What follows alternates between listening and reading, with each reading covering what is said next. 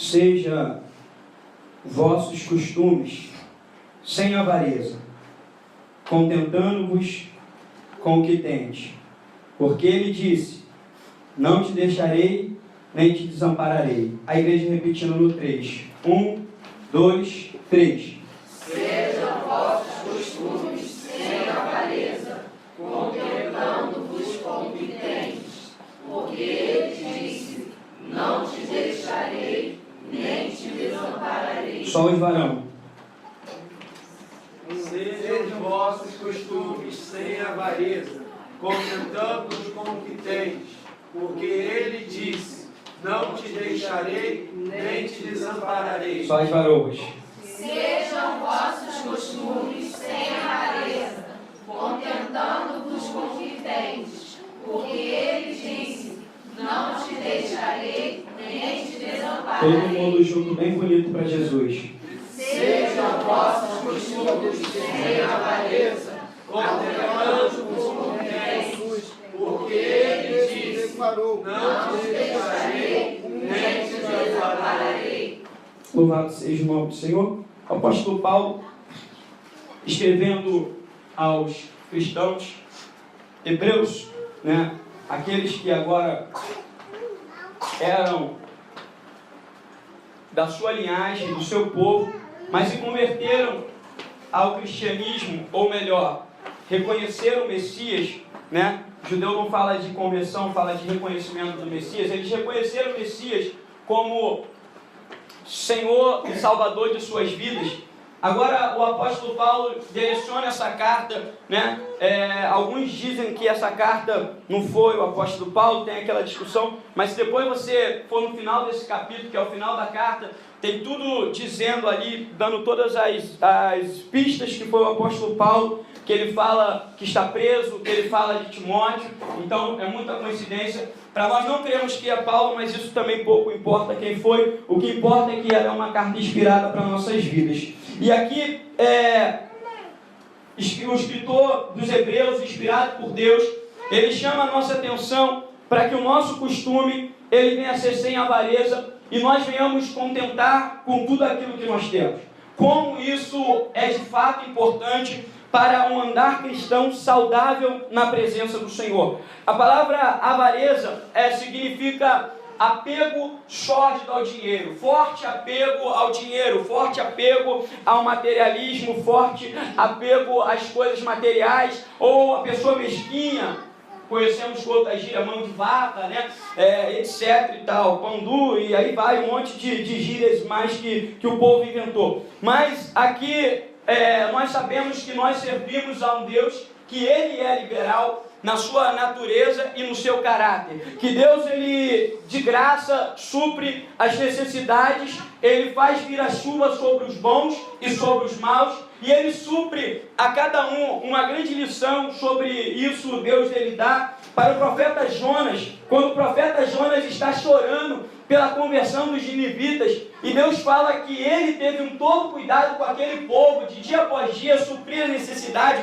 e Jonas agora queria que Deus simplesmente matasse o povo por causa da sua maldade, não queria que Deus aceitasse o arrependimento, mas o povo se arrependeu, e Deus também trouxe a sua benevolência sobre o povo de Nínive, mostrando que ele supria todas as coisas de forma bem liberal para com os ninivitas, mesmo ele sendo mau. Então, com o nosso Deus, nós temos que aprender o dom da liberalidade, o dom de dar, louvado seja o nome do Senhor, de forma liberal, de sermos desapegados, porque se existe uma coisa que não combina com o testemunho cristão, é a avareza. Por que, pastor? Não combina com o testemunho cristão a avareza, o apego ao dinheiro. É óbvio, porque você é peregrino e forasteiro nessa terra. Se você está apegado à sua casa material, você não está dando testemunho que você acredita que vai receber uma mansão de ouro, que Jesus já preparou um lugar. Se você está apegado às coisas aqui, você não está dando testemunho que você está de passagem. É por isso que antigamente os homens eles não estavam apegados apegado em nada do que está, em nada material. E eles estavam preparados. Se Deus chamasse para mudar daqui para ali, dali para lá, eles estavam preparados, porque eles aguardavam uma pátria celestial que Deus já havia preparado para eles. Louvado seja o nome do Senhor. Então, a avareza, ela não combina com o cristão. E o cristão, então, ele precisa ser liberal em todas as suas ações. Jesus, no Sermão da Montanha, ele fala: dá quem te pedir. Aí vem o crente avarento e miserável e diz assim: eu não sou bobo, vou dar meu dinheiro pro cacudo, pro cachaceiro. Mas está escrito lá que não é para você dar se a pessoa for cachaceira, for isso, for aquilo. Está escrito: dá a quem te pedir. Se alguém chegar para você, pega e dá. O problema é da pessoa, do que ela vai fazer. Deus mandou você dar e não ser avarento. Deixa que ele vai se virar com Deus. É isso que a palavra está dizendo. É isso que está dizendo. Mas pastor, é radical assim, e se a pessoa é isso? Não tem problema. O teu objetivo não é obedecer. Se Deus quisesse que você não desse aos cachaceiros, Deus ia falar assim: ó, dá a quem não bebe cachaça, dá a quem não usa maconha, dá isso, dá aquele. Não, Deus fala: dá a quem te pedir, dá ao necessitado, que libera e dá com liberalidade, porque Deus, aleluia, vai te retribuir segundo a bondade dele. Louvado seja o nome do Senhor. E não somente isso, uma grande coisa que eu vejo hoje, e isso tem acontecido nas igrejas em gerais. Meu amigo mandou um vídeo, um pastor nada, um cara que se finge de pastor. Isso me chamou a atenção no YouTube. Ele mandou para mim e falou: pastor, veja isso. Eu falei: eu conheço esse cara, já vi alguns vídeos dele, não quero ver não porque ele debocha da palavra de Deus. Ele: não, mas ele fala muitas verdades. E ele está fazendo uma sátira sobre os pastores que arrecadam grande dinheiro, né, através dos dízimos, das ofertas, etc. e tal. E ali ele fala várias coisas e ele faz vários questionamentos interessantes, importantes, mas alguma coisa eu vi que ele passou do limite. E eu falei: eu não gosto desse tipo de... E aí nós começamos a discutir isso sobre dízimo e oferta. E teve um amigo meu da Metodista, lá na faculdade, que ele pegou e falou assim: poxa, desde pequeno eu nunca fiquei sabendo disso. Eu falei: agora quer dizer então que tu não vai dizimar mais. Que a gente estava falando sobre o dízimo, falando sobre a não obrigatoriedade do dízimo. Aí ele: não, mas é porque nunca me ensinaram desse jeito. Eu falei: mas é assim. Porque hoje, talvez, se você nasceu em uma igreja desde pequeno, e talvez a pregação você tem que dar, você é obrigado a dar. Se você não der, você vai para o inferno. Olha, se você não der, isso vai acontecer, aquilo outro. E sobre a ameaça, o povo leva os seus 10%, o povo leva o seu dízimo, a sua oferta perante o altar do Senhor e deixa ali as suas ofertas, mas a pessoa não está agindo da forma correta, porque ela dá, como diz o apóstolo Paulo, por necessidade, por barganha. Ela não dá com o coração aberto, porque às vezes quando a obrigatoriedade acabar, a pessoa vai parar de dar. É sinal que ela não dava por amor a Deus. Se nós formos no Antigo Testamento, nós vamos achar isso em Malaquias 3:10. E vocês conhecem o texto, talvez, muito bem, porque quem aqui não entrou em alguma igreja e o texto Malaquias 3:10 for lido, né? Às vezes gastam-se nas igrejas meia hora para propagação de ofertas, propagação de dízimos e de ofertas, falar várias coisas e chega a chatear, porque você entra na igreja e você quer ouvir uma palavra de Deus e aí está ali pedindo. Ou então, você entra na igreja, quer ouvir uma palavra de Deus. Spurgeon diz que nas escrituras sagradas do Antigo Testamento, todo caminho conduz a Cristo. Todo caminho, se você pegar a Bíblia, Jesus é a pedra, Jesus ele é a água, Jesus ele é o maná, Jesus ele é a arca, Jesus ele... tudo vai apontar para Cristo. Você consegue trazer o link do Antigo e levar a Cristo. Só que na Universal tudo vira dízimo. Se você for lá, pode perceber, a mulher do fluxo de sangue, eles conseguem tirar passagem de dízimo. Em algumas igrejas, é extraordinária a forma de pedir o dinheiro. Isso acaba, deixando aqueles que trabalham com sinceridade na obra de Deus em maus lençóis. Eu fui conversar com um pastor amigo meu outro dia, ele falou: não, aqui eu não peço. Eu não falo de dinheiro, porque já fizeram bagunça com o evangelho. Eu falei, ué, mas porque eles fazem errado, você não vai fazer o certo? Explica o errado, explica o certo, fala. Pastor passando necessidade, eu falei, não, você precisa ser ajudado pela obra de Deus, você precisa disso, me chama aqui que eu venho aqui, ensino a igreja sobre o dar com liberalidade e o costume sem avareza, isso que Cristo está falando do cristão ser liberal e contribuir para a obra de Deus. Eu sei que tem muito lugar que está triste. Eu lembro que quando eu me converti, eu nunca deixei de dar o dízimo na minha vida, nunca deixei. Só que quando eu me converti, eu não dava o dízimo na minha igreja. O que tu fazia então, pastor? Como está sendo contradizente? Não, eu guardava o meu dízimo. Mas por que tu fazia isso? Porque eu entendia que o dinheiro era mal aplicado. A história é longa, mas eu entendia que os dízimos e as ofertas tinham finalidades mais importantes para ser aplicada do que no nosso recriamento, no nosso lazer. O dízimo não é para recriar o cristão, pode até ser, mas enquanto muitas almas forem saciadas da dificuldade que elas estão vivendo, como eu vou dar o meu dinheiro para bancar natação para crente, futebol para crente, enquanto tem almas que estão indo para o inferno precisando ser socorridas pelo dinheiro do evangelho? Então eu falei, não dou. Guardo o dia que Deus me falar onde que eu vou investir. Não era que eu estava sendo avarento, eu estava guardando para administrar aquilo que Deus tocasse no meu coração para eu poder dar. Em Malaquias 3 diz assim: porque o Senhor não muda, por isso vós, filhos de Jacó, não sois consumidos. Desde o dia de vossos pais vos desviaste dos meus estatutos, e não guardaste. Tornai para mim, e eu tornarei para vós, diz o Senhor dos Exércitos. Mas vós dizeis, em que havemos de tornar? Aí Deus faz uma pergunta para ele: roubará o homem a Deus? Todavia vós me roubais e dizeis, em que te roubamos?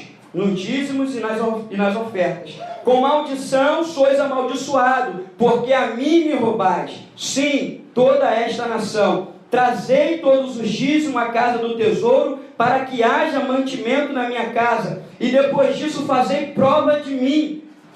Diz o Senhor dos Exércitos: se eu não vos abrir a janela do céu e não derramar sobre vós uma bênção tal, até que não haja lugar suficiente para recolher. E por causa de vós repreenderei o devorador, e ele não destruirá os frutos da vossa terra, e a vossa vide no campo não será estéril, diz o Senhor dos Exércitos. E todas as nações vos chamarão bem-aventurado, porque vós sereis uma terra deleitosa, diz o Senhor dos Exércitos. Então esse é o famoso texto, aonde é usado com muita publicidade e muita força para que as pessoas venham dar dinheiro à igreja. Aí a igreja sempre andando no desequilíbrio. Eu vejo isso. Eu vejo a igreja sendo oprimida de um lado, e quando ela recebe uma libertação, ela vai para o outro lado. Né? A igreja era oprimida pela igreja católica, e depois ela recebe uma libertação, daqui a pouco ela começa a oprimir. A igreja então não tinha um movimento, um batismo com o Espírito Santo, mas quando o batismo com o Espírito Santo vem, eles largam a palavra e faz todo tipo de bagunça com o movimento espiritual. A igreja sempre anda. Agora as pessoas chegam ao conhecimento de que isso aqui está na lei, e nós estamos na dispensação da graça. E se estamos na dispensação da graça, não somos obrigados a dizimar e ofertar. É claro que não. Aonde está no Novo Testamento a obrigatoriedade dos dízimos e da oferta? É óbvio, não existe passagem nenhuma que diz. Alguns tentam forçar o texto e falam, não, Jesus falou das hortelanas, Jesus estava falando para fariseus, debaixo da lei. Quando ele fora crucificado, um novo mandamento ele disse, eu vos dou, que ameis uns aos outros como eu vos tenho amado. Então a lei ficou, porque há uma incoerência muito grande. Você está obrigado a dar o dízimo. Ué, mas pode fazer a barba? Então, se vamos guardar parte, guardemos tudo. Vamos pegar o adúltero e a adúltera e vamos apedrejar. Vamos pegar o filho desobediente e vamos apedrejar também. É isso que a lei manda. A lei manda fazer isso. Todas essas coisas. Há um desequilíbrio muito grande dentro das igrejas por falta de ensino e estudo da palavra de Deus. Mas o Senhor, Ele quer nos esclarecer a sua vontade. Porque, primeiro, para que dízimos e para que oferta? Para que contribuição na casa de Deus? Por que Deus fala sobre isso? E Paulo está dizendo, seja o vosso costume sem avareza, dê com liberalidade, abençoe a obra de Deus, abençoe o seu próximo.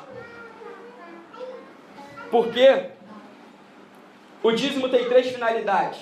Dízimos e ofertas, 3 finalidades são: não existe grau de importância ou de menor importância, tem que ser usado para as 3 finalidades. Primeiro não, uma delas, não é primeiro, que eu falei, qualquer ordem é ordem e tem que ser usada. Cuidar dos órfãos e das viúvas.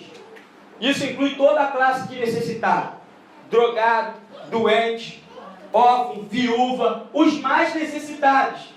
Assim era a distribuição da cesta básica no Novo Testamento. Era investigada a viúva que não tinha marido, que não tinha família para cuidar. O mais necessitado ia receber a cesta básica da igreja, porque assim a igreja trabalhava. A igreja é um agente social aonde ela está. Nós precisamos ser um agente social, porque se nós vermos os nossos irmãos aqui tendo fome e não dermos de comer, logo o que vai acontecer? A nossa fé é morta e é vazia, não vai salvar nenhuma unha do nosso corpo. Mas se nós temos uma fé viva, nós vamos ser um agente social nessa sociedade, e nós vamos dar para a igreja. Louvado seja o nome do Senhor. E cobrar da igreja que faça. O povo também não cobra nada, o povo também não lê Bíblia, não lê nada, quer ficar rico dando para Deus. Quer chegar lá, Las Vegas, vou dar 500 e vou ganhar 1.000. Esse é o pensamento, infelizmente. Não cobra nada. Uma das funções, cuidar dos órfãos da viúva. Segunda função do dízimo e da oferta, segunda ou uma delas, outra delas, é suprir as necessidades dos ministros da obra de Deus.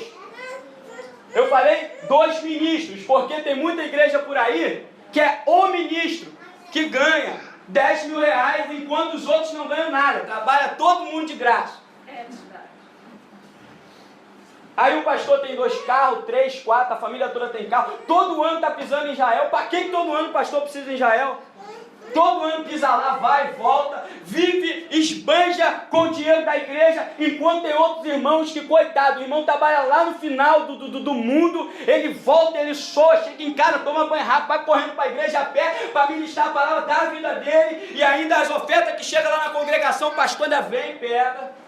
Que eu sei, porque eu já fui obreiro de congregação e pegava todo o dinheiro que eu trabalhava lá, fazia isso, saía do serviço, ia para lá, chorar pelas almas, e via alguém recolher a maldita oferta. Eu falei, Satanás, não fico mais aqui, só pode ser o diabo, isso aqui não tem Deus nesse negócio.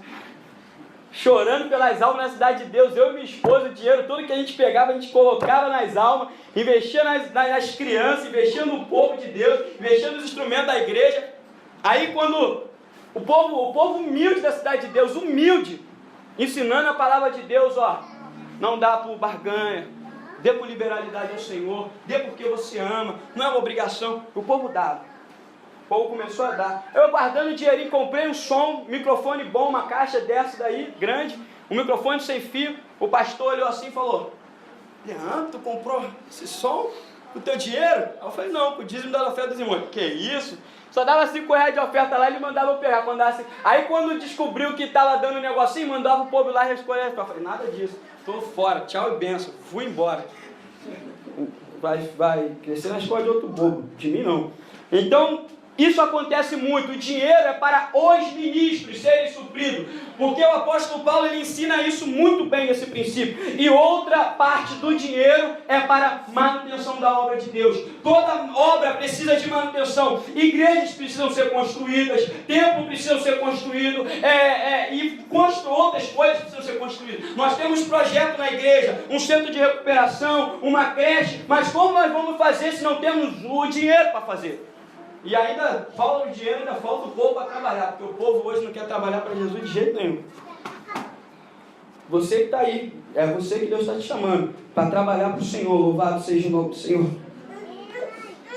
Essas são as 3 principais funções. Se nós formos no Antigo Testamento, nós vamos pegar uma história muito interessante.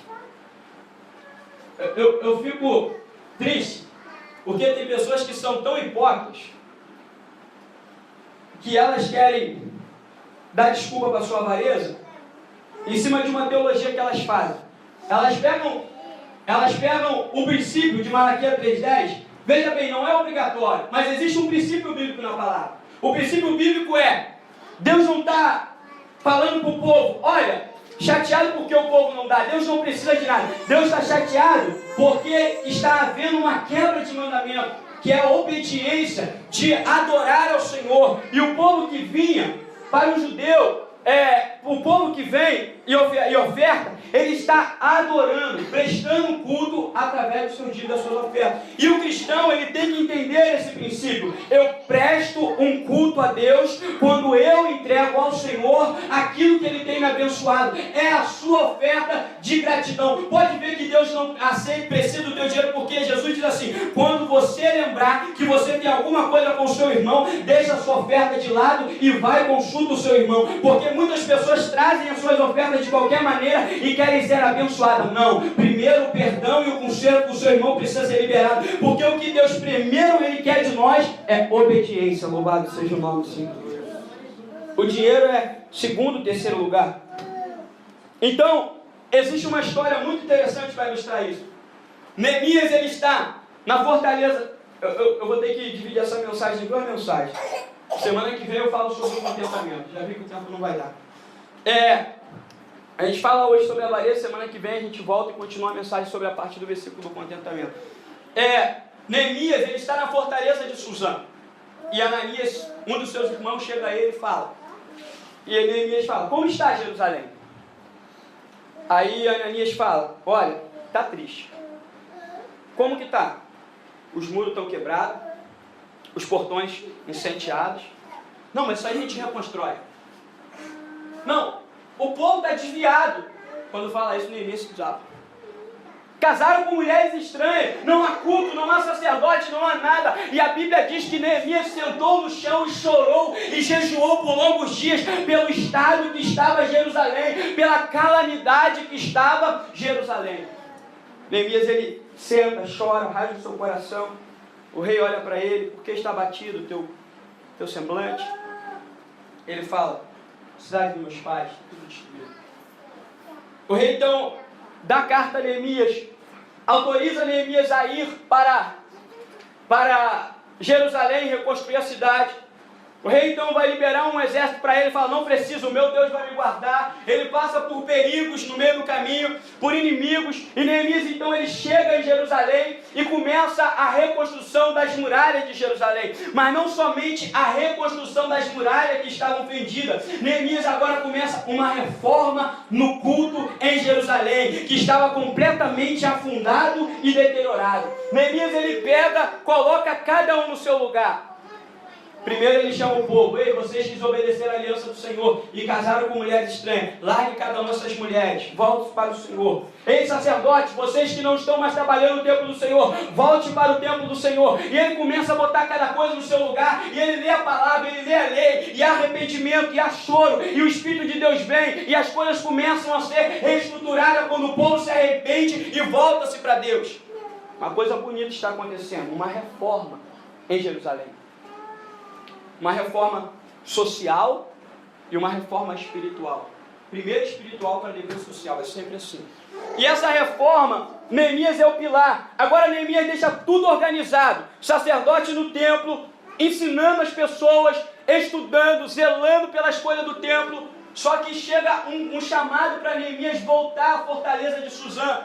E Neemias então agora ele precisa retornar à fortaleza. Neemias volta à fortaleza. Só que 2 homens que haviam influenciado a obra, ou melhor, um deles, que era Sambalate e Tobias, que queria parar a obra por causa de inveja e inimizade.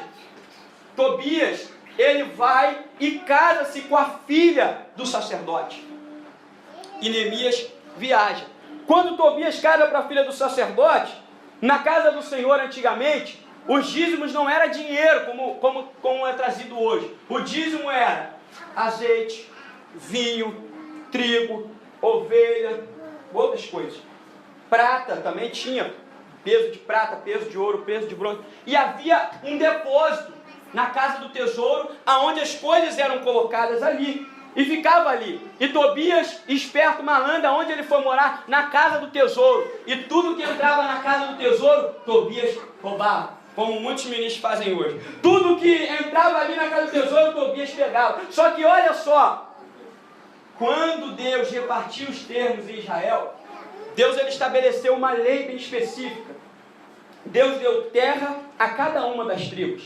Deus falou, Judá está aqui no sul, Efraim no norte, do lado de cá do rio Manassés, dividiu cada uma. Só que Deus chegou para a tribo de Levi e falou assim, a vocês eu não dou terra, porque eu serei a vossa herança. Eu vou suprir as necessidades de vocês. É por isso que no Salmo 73, Asaf ele está chorando por ver a prosperidade do ímpio, porque ele não tem riqueza, ele não tem terra. Deus é a herança dele. E ele só vai entender isso quando ele entra na casa do Senhor e começa a orar e a buscar a presença de Deus, e que ele diz, quem tenho eu no céu senão a ti? E não há na terra quem eu não queira mais que a ti. Porque ele era um levita, precisava que Deus suprisse as necessidades dele. Então, os levitas, Deus não deu terra, mas Deus deu mandamento para que os levitas fossem supridos. Cada tribo ia trazer seus 10%. Esses 10% ia ser colocado no lugar do tesouro, e esse dinheiro de cada tribo ia ser dado aos levitas, para que eles pudessem manter o templo e a obra de Deus. Ou seja, as pessoas trabalhavam o dia inteiro e semeavam o material, para que elas fossem aos finais de semana e recebessem o espiritual dos sacerdotes, e recebessem a bênção dos levitas, e recebessem a instrução do levita. É por isso que no livro de Malaquias Deus está dizendo, da boca do sacerdote deve-se buscar o conhecimento. Eles estão preparados para isso, eles vivem para isso, eles são mantidos para isso, porque eles têm que ter o conhecimento para isso. Só que agora, Tobias está roubando todo o dinheiro.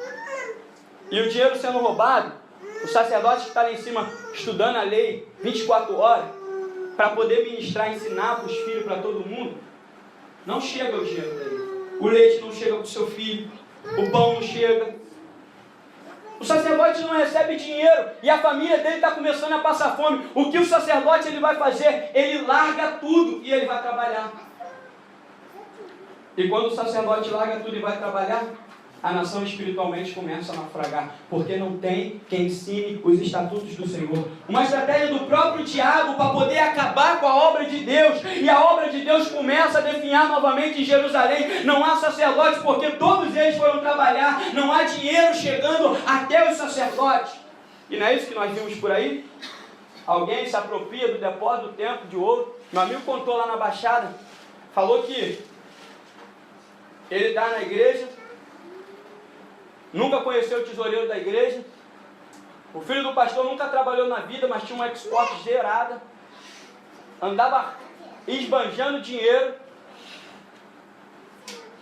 E eu tenho certeza que tem muitos ministros humildes naquela igreja, servindo ao Senhor de coração, que não recebem nada e servem ao Senhor ali, enquanto eles deveriam receber. E não era o filho do pastor para ficar esbanjando com um carro por aí não, porque o dinheiro do Senhor é sagrado, é para o crescimento da obra, não para a vaidade pessoal de outras pessoas, como estava acontecendo aqui. Como estava acontecendo aqui, Tobias estava usando, esbanjando.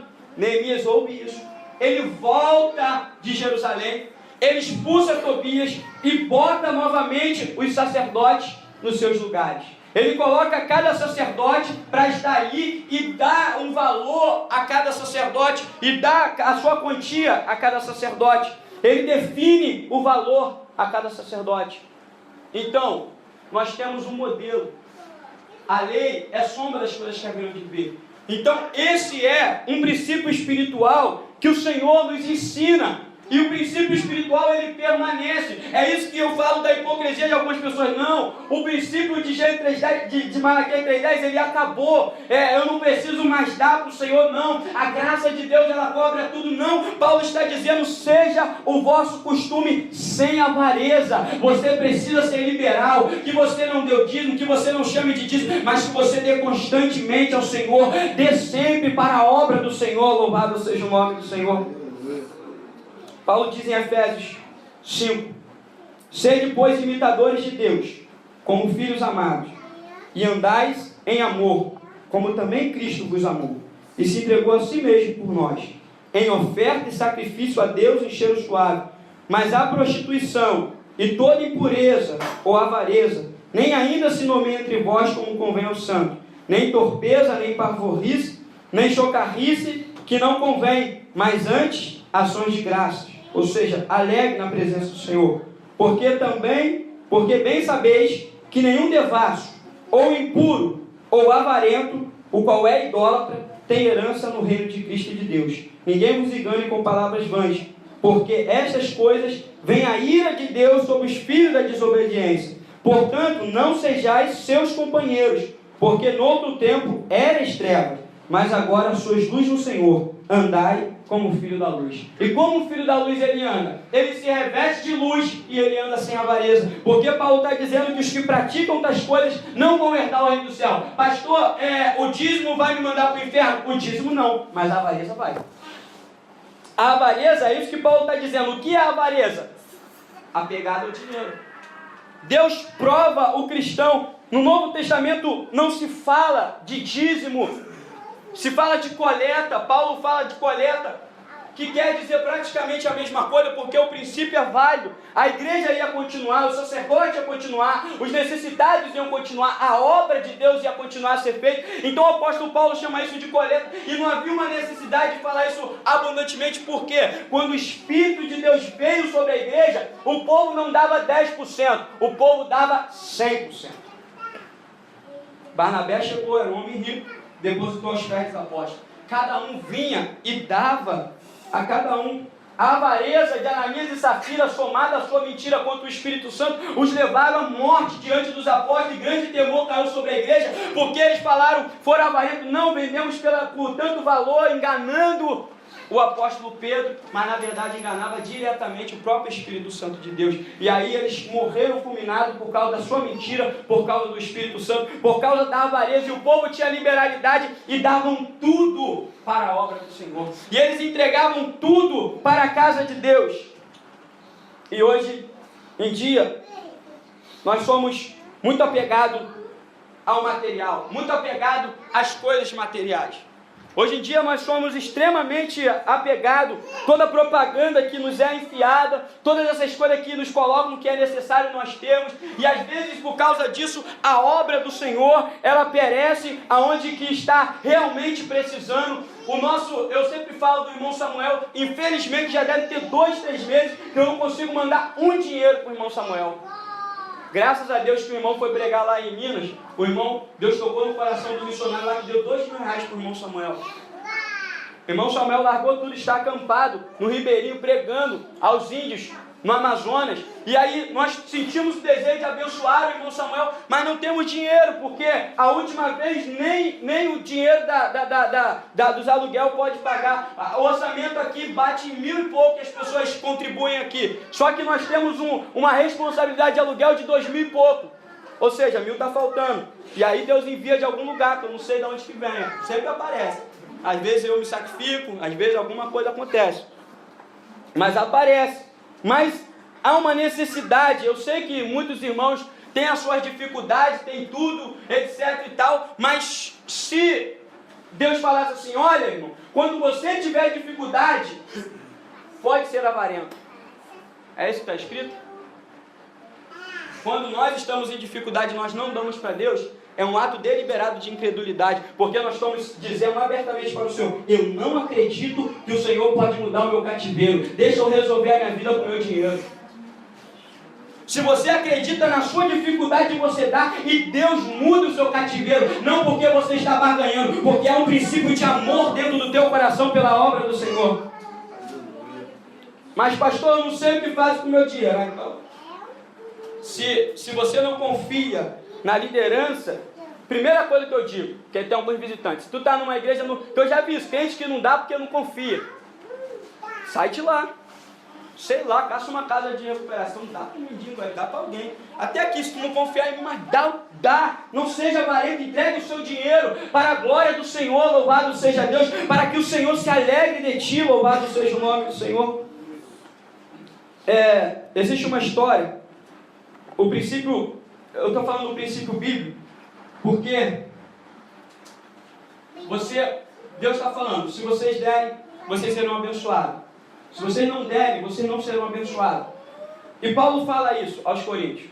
Aquele que semeia pouco, pouco também se fará. Mas aquele que semeia com abundância também colherá.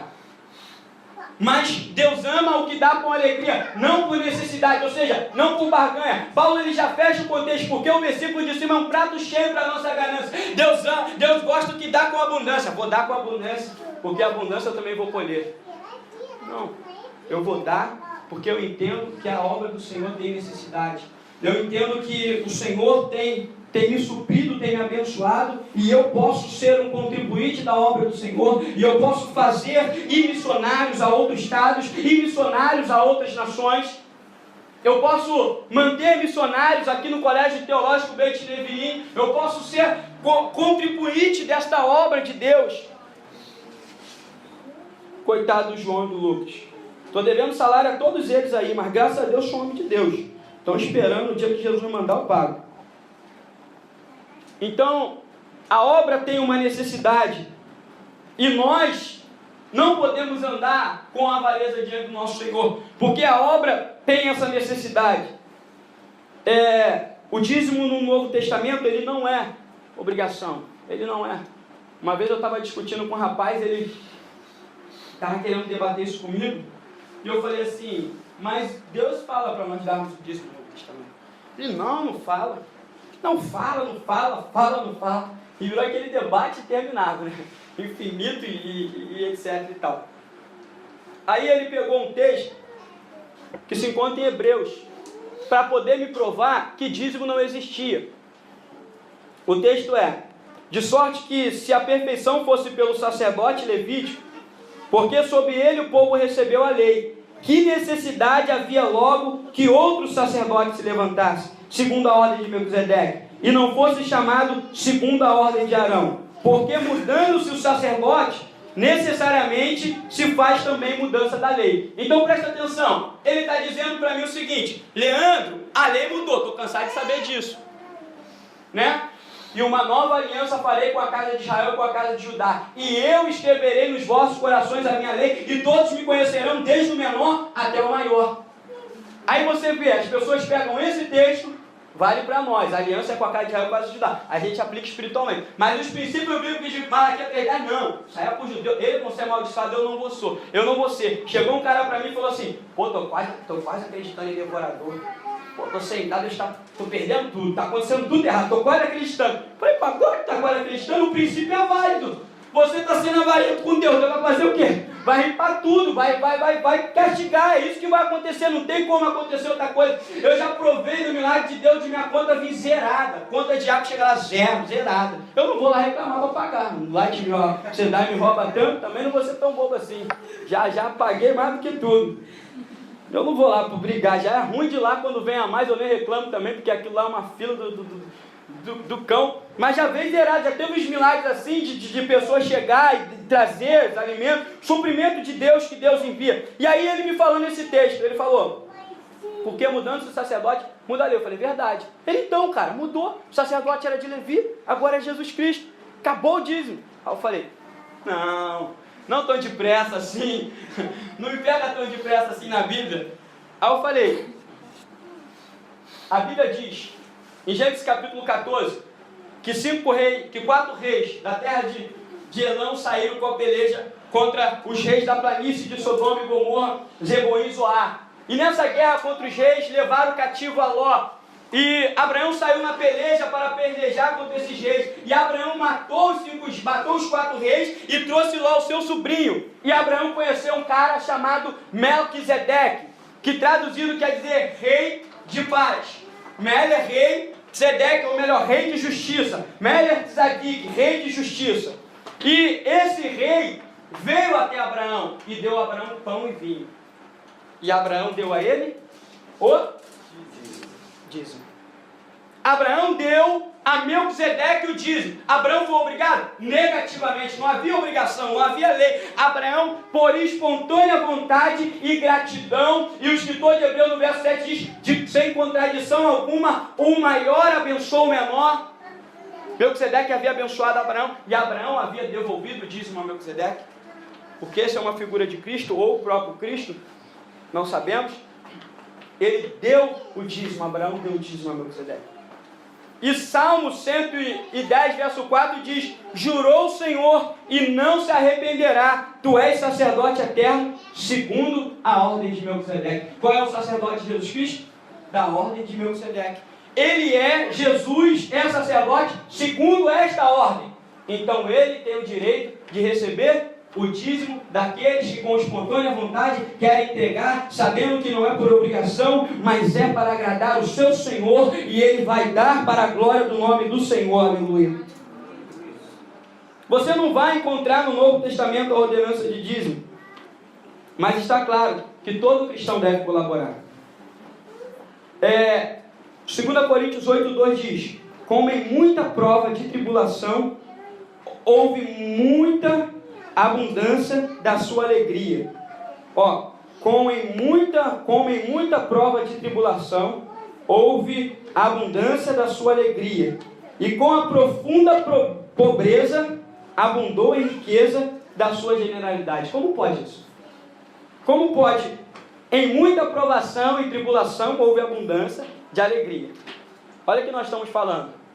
A pregação é sobre contentamento. Na provação, os cristãos de Corinto, eles estavam alegres. E na sua profunda pobreza, eles conseguiram tirar dinheiro para abençoar os que eram mais pobres ainda do que eles.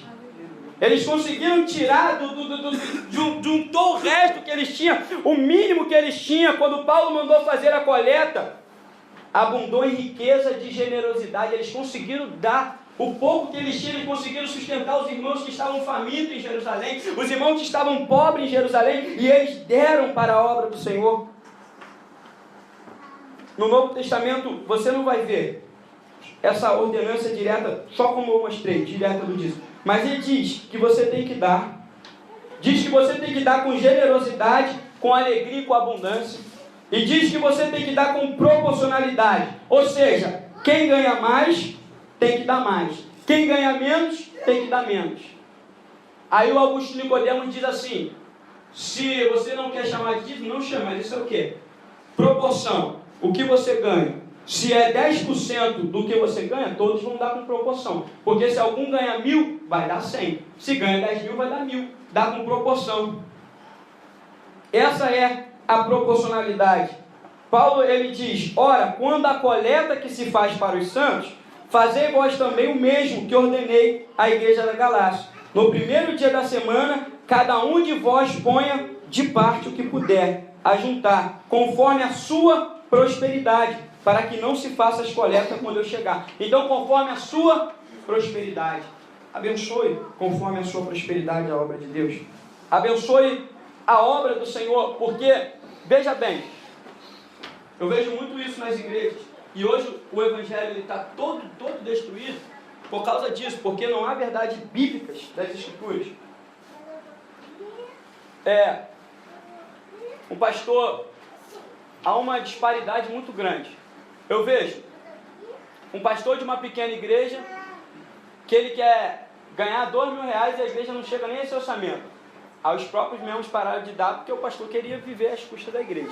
Eu vejo também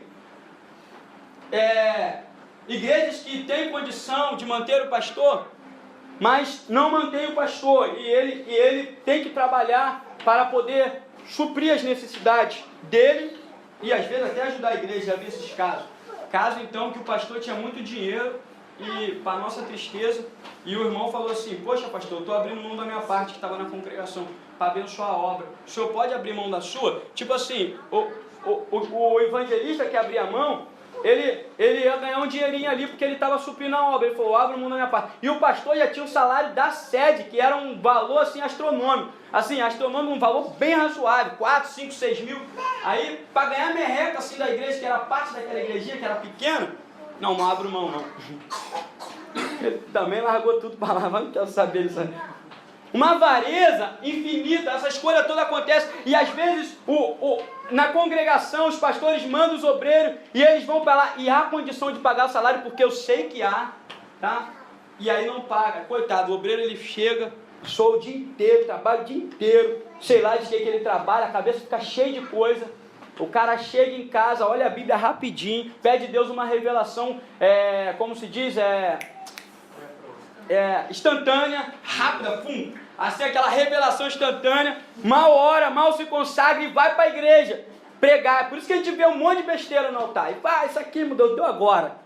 Aí começa a falar aquelas palavras sem contexto, sem pretexto, um monte de heresia, um monte de bagunça. Por quê? Porque o princípio da Bíblia está nos ensinando. O sacerdote, ele tem que ser suprido pela obra, para ele poder ter tempo de estudar, de aprender, para depois ensinar. Louvado seja o nome do Senhor. E ensinar uma palavra bem alimentada, uma palavra bem preparada e ter espiritualidade para alimentar a igreja. Porque senão ele nem tem a espiritualidade, a igreja não é alimentada, fica o pastor capenga, fica a igreja capenga, fica tudo capenga, e aquilo que o Jadel falou aqui no culto, não há avivamento, não há transformação, não há nada, porque o princípio já começa errado.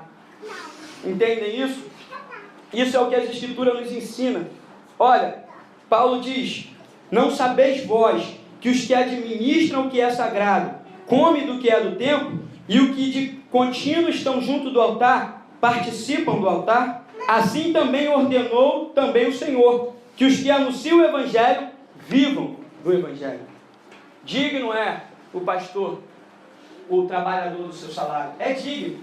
Só que aí as pessoas pegam esse versículo e descontextualizam. Irmão, eu sou digno do meu trabalho. Irmão, quanto que é para tu vir aqui na igreja trazer uma mensagem? 3 mil reais. Pô, não ganha isso aí nem trabalhando um ano. O cara quer ganhar em 1 hora de pregação. Dá uma coça bem dada nele. Nós estamos falando de suprir obreiros que têm responsabilidade com a obra, obreiros que têm comprometimento com a obra, obreiros que vão labutar, madrugar, acordar, visitar as ovelhas, visitar os hospitais, fazer a obra do Senhor. Esse obreiro é digno porque ele está trabalhando, louvado seja. Não é os caras que vai ali, prega, vende um DVD, procura ele. Na primeira churrascaria que você entrar, você acha. E no dia seguinte, até meio-dia ele está dormindo. Eu sei porque eu conheço um montão. E quase que eu entrei por esse rumo aí. Graças a Deus, Jesus limpou minha alma. Obrigado, Jesus. Já deu falou 2 aqui. Sapato colorido, terno brilhante. O sangue de Jesus tem poder. Um monte de miseráveis. O pregador, Deus dá um modelo. E esse é um modelo para a igreja. Eu falei, não ia dar para eu trazer a mensagem toda, mas semana que vem eu falo sobre o contentamento de Deus. Mas esse é o modelo para a igreja. A igreja tem muitos projetos. Nós temos muitas questões aqui. E Paulo diz assim: vocês vão julgar os anjos. Vocês precisam saber julgar as coisas internas entre vocês. Isso é uma coisa que é bom senso. Primeiro, eu falo, para que um pastor precisa de muito dinheiro se um cristão tem que estar crucificado? Eu falei isso perto de um pastor e não gostou não. Eu falei assim: se um cristão tem que viver crucificado, o pastor então crucifica ele 2 vezes. Não é? É isso. Se o cristão tem que renunciar, o pastor não tem mais vida. O obreiro não tem mais vida. A vida dele é pagar preço para a obra dele. Então, para que ele quer dinheiro? Viajar, fazer o quê? Tem que estar servindo a obra de Deus? Isso é uma realidade. Por isso que quando a pessoa vai ler o livro do Richard Baxter, Manual Discipulado Pastoral, muita gente desiste porque ele fala o que é ser o ministro. Nós estamos falando, irmão, ministro segundo o que Deus manda. Não é ministro que a gente vê por aí, não. Aí o pessoal faz de qualquer maneira. O que Deus manda. Pedro falou: Jesus largando mão de tudo, Pai. De tudo. Ser cristão é renúncia. Os obreiros que aqui estão, futuros obreiros, ser obreiro é mais renúncia ainda. Os futuros missionários, evangelistas. É isso que Deus convida. Então, o pastor precisa de uma condição para suprir a sua necessidade. Casa, aluguel, não sei. Um básico. E é isso que ele precisa. E o resto é trabalhar para Jesus. Trabalhar que não falta na obra do Senhor. E fazer os projetos de Deus. Eu louvo ao Senhor porque só não tem igreja. Existem pastores fiéis. Outro dia o Luciano falava: tá todo pastor roubando por aí. Falei: calma, Luciano. A grande maioria. Mas existe remanescente. Existe remanescente. Com o Luciano, né? Tem 2, né? Todo mundo olha pro aquele ali. É o Bruno. Então, é o Bruno. Não é o Brunete, não, é o Bruno. E o pastor lá, do amigo meu, ele construiu um asilo. E os pastores da cidade dele vieram até ele e falaram: pastor, o senhor não pode fazer isso. Por que eu não posso fazer isso? Porque assim o senhor envergonha a gente. Porque todo mundo vai olhar e vai falar assim: a sua igreja construiu um asilo, por que vocês não fazem também? Porque são safados. E eles já estavam indo lá para poder questionar, porque a igreja tem condição de fazer a obra social. A igreja, quando há uma estrutura física e uma quantidade razoável de membros, tem condição de fazer a obra social. Bom, graças a Deus por isso. Isso foi uma coisa que Deus estabeleceu e uma coisa que tem que ser feita. Louvado seja o nome do Senhor. Fique de pé nessa noite. Hebreus diz: seja o vosso costume sem avareza, contentando com o que os tem. Porque ele disse: não te deixarei, nem te desampararei. Seja liberal nos seus dízimos, nas suas ofertas. Devolva ao Senhor o que Ele tem te abençoado. Se você tem pecado ao Senhor e não tem devolvido ao Senhor aquilo que Ele tem te abençoado, se você não tem entregado ao Senhor, abençoado a obra de Deus, deixe o Espírito Santo tocar no seu coração agora. Peça perdão a Ele pela avareza que tomou o seu coração e abençoe a obra do Senhor. Tem muitos projetos